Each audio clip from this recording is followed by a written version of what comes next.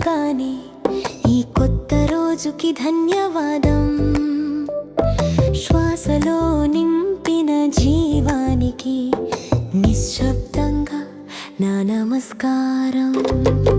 పని చేస్తూ నేర్చుకున్న ప్రతి చిన్న పాఠానికి వందనం.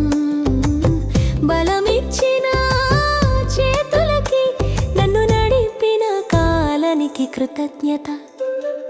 నా